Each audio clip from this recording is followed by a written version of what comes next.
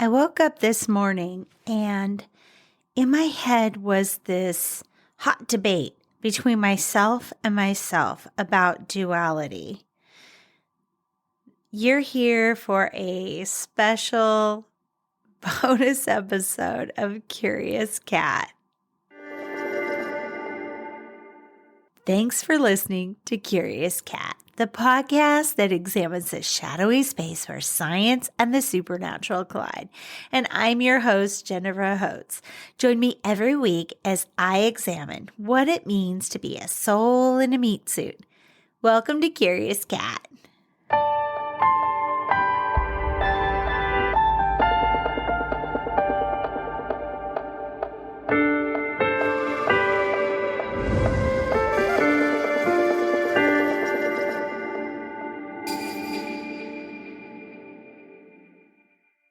Okay, as usual, I got right into it, but I woke up in the dead of morning. I mean, it was after 3 a.m. sometime, and I was too awake to go back to sleep because all I was thinking about is that crazy Schumann resonance that happened last week. And I don't know when this is going to come out because I do my audio editing and I am paid nothing.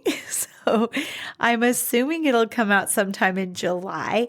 But that crazy incident with the Schumann resonance that trended on Twitter and the actual Schumann resonance images, to me, they look like that cane weaving, you know, the circles in it. It's very much like the 70s had all of this bamboo furniture with cane.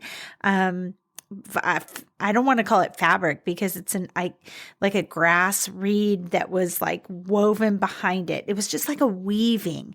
It was gorgeous. It was unparalleled. No one had ever seen anything like it.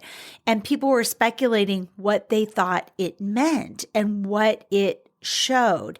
And for me, it felt like this weaving of our shadow selves with our outward selves. It was like we were weaving those two things together. And instead of having them be separate, part that we hid away and part that we show the public, it's like we were finding a collective way to weave them together in order to ultimately uncover our superpower. That's how I saw it. And I saw it collectively.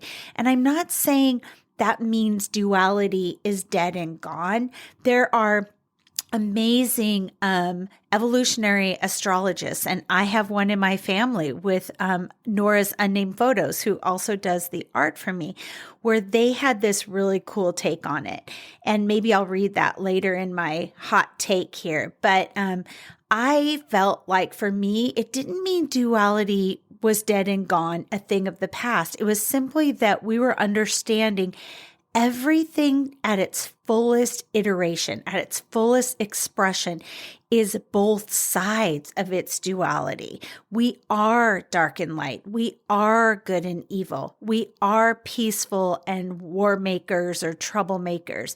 We are all of these things. And if we can bring them all forward at the same time, maybe there's no more dysfunctional element to it. It's just we understand that maybe we tap into our drama and our angst for our creative expression, but then we tap into our kindest, most compassionate selves when we're dealing with other people, knowing that they've got crap that they're dealing with too, and maybe they're just better at hiding it, but it's still there. We all have battles we're waging. Okay, so in this thread, when I was like debating with myself about duality and am I bringing forward my shadow, all parts of myself, including my shadow that I thought I'd made peace with, I started thinking about the duality of our meat suit and our soul, like our actual physical vehicle that we have for this go round, this lifetime, and our essence, our soul, our spiritual selves that are just, they're timeless to me. They're the infinity symbol to me. They go on in different ways, shapes, and forms. They find ways to magnetize to their soul tribe every single go around. Even though we fool ourselves and think that we can't find each other, we're still shocked and surprised we do. So in my hot take in the middle of the night, I felt like, is our superpower unlocked with our body and our soul or spiritual side if we can find more balance in those two parts of ourselves in a 24-hour period? So bear with me. I was thinking, how can we spend equal time with the spiritual or soul self and the body?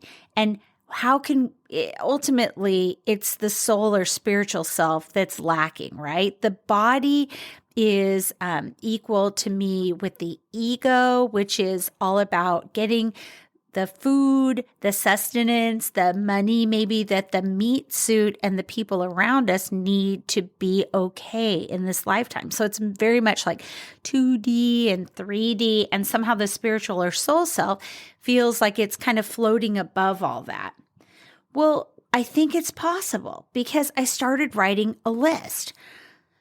Where are places that we have in our day where our spiritual or soul self gets to take the lead? And how can we expand those minutes?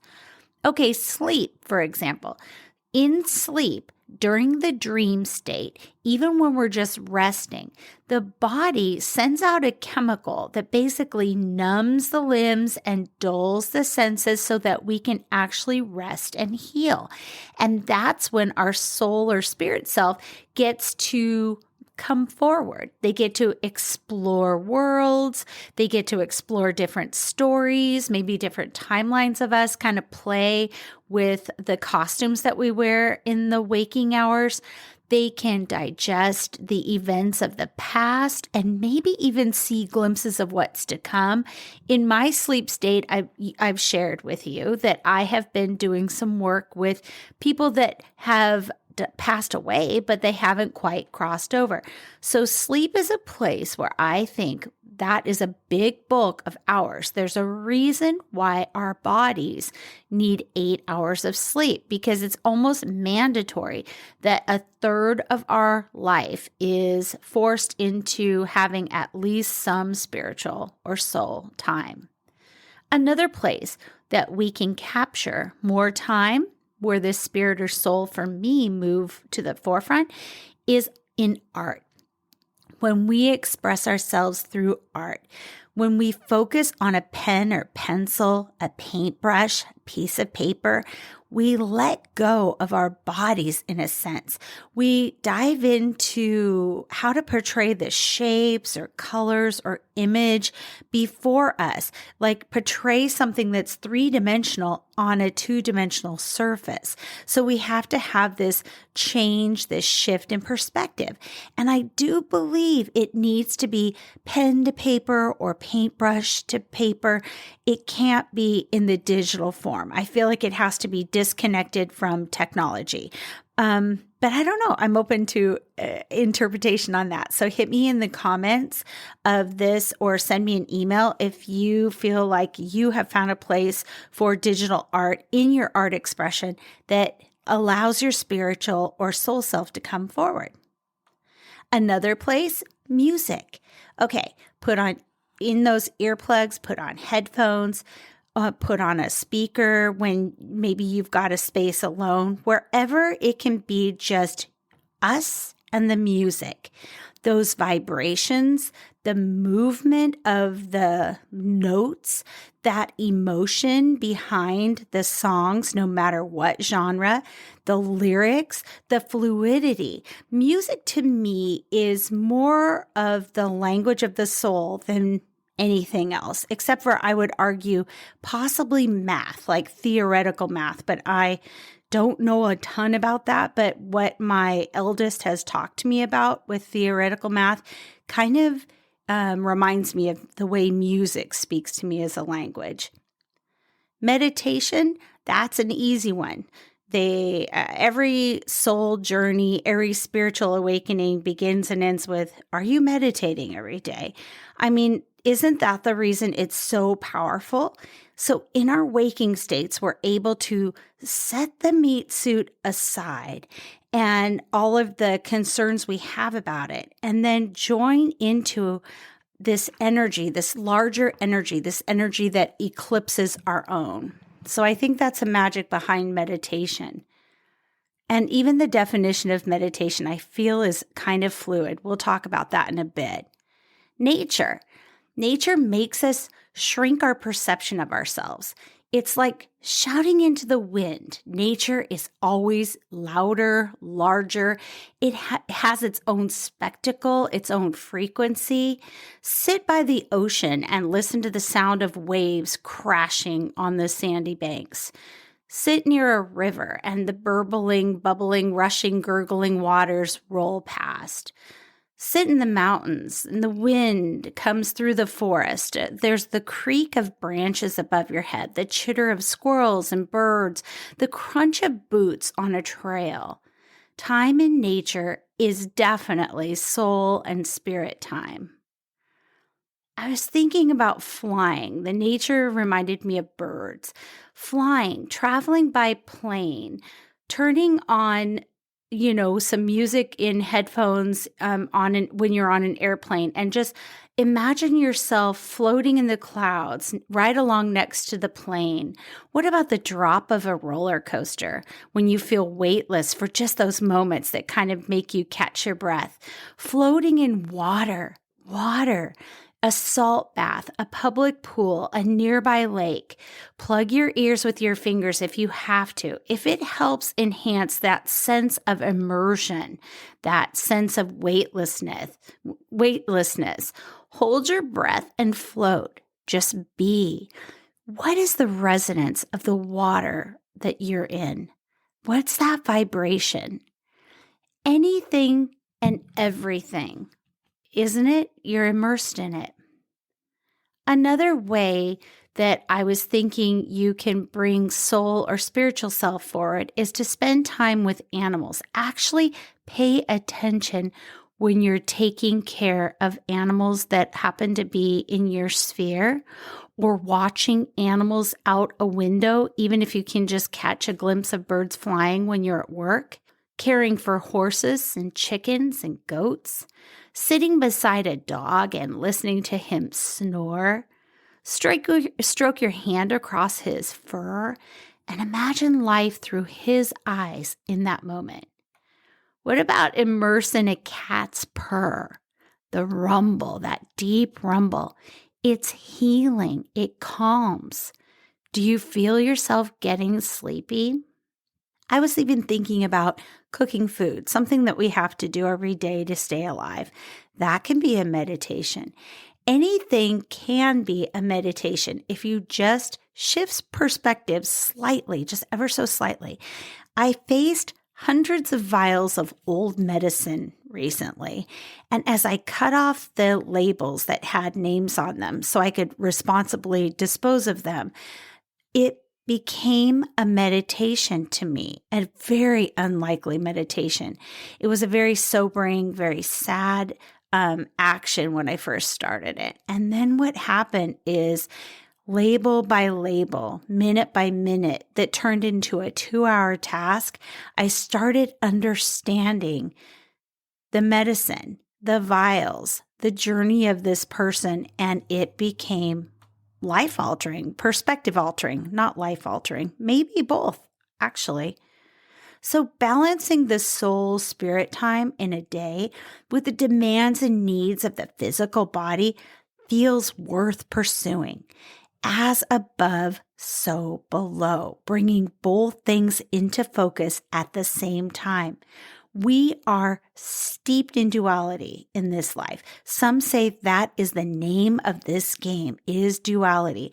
But what I've experienced is when I marry those two sides, or at least fight for balance between them so they have an equal voice, the flow and the complexity in whatever I'm experiencing and doing is amplified. The impact is deeper and more powerful and resonates further for me. Ever read a fantastic book where the protagonist is one-dimensional? They're like 100% good? Yeah, I haven't either. The richness of a complicated backstory adds a depth to the character's every movement. We crave layers. Duality cakes, they're like, picture a birthday cake with thousands and thousands of layers, built with flaky, airy layers of salty and sweet deliciousness. We crave layers. If finding 12 hours for your soul a day feels daunting, I thought I'd make a little list and give you a helping hand with it. Start with baby steps. So try for maybe 5 more minutes a day, 10 more minutes, 20 minutes. And here are just a few off the top of my head that don't add to the demands of your day, but they might start making more balance. So when you wake up, linger 5 minutes. Note how it feels to have heavy limbs, a slowed heart rate, traces of a dream still fogging through your brain. What is that vibration for you? Is it a low, steady hum like that cat purr? As you set about rushing out the door, use your imagination to watch yourself from above. Shift perspective. What does that look like? What does it feel like to watch yourself rushing through the beginning of your day, rushing out the door?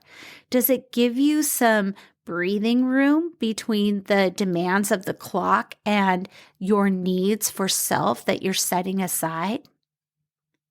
On that commute to work, if you're a rider on a bus or train, let your gaze soften. Listen, smell, feel. Do you sense someone's excitement near you? Anyone sad or nervous in proximity? Just see if you can sense emotions from other. Then give them back to that person in love. Now ask what those emotions felt like, their emotions that you're absorbing. Compare them to your own that tend to be let's say a little serrated on the edges, right? Like a knife. Note the differences and the similarities. Shifting your attention to your breath, doing anything. You can make even the workday become a playful balance between body and spirit. Anything can become a meditation. Even if you're standing at the kitchen sink doing dishes, if you focus on your breath, you're making something that your body is doing into a kind of escape into the spiritual or soul work. I'm not sure striking more of a balance is enough on its own to restore the planet's harmony. I'm not sure if it's enough to impact the Schumannic resonance moving forward, but it sure couldn't hurt. I hope you enjoyed this bonus episode, and I wonder how it will strike you and what you'll do with it. There's probably a million other tips that you have to expand those soul or spiritual minutes in the day, and I'd love to hear what you're doing to fight for that space and that balance. This is, as always, offered in love. Thanks for listening to Curious Cat. Be sure to subscribe so you never miss an episode. I hope you're enjoying the Cascadia Season 3. It's been really fun to roll out there. It's totally different content, but it's all in that kind of spooky, fun, adventuring vein. If you like the content, go ahead and recommend us to a friend if you feel generous at heart. And if not, regardless, I send it all out to you in love. Till next time, stay curious. I love you.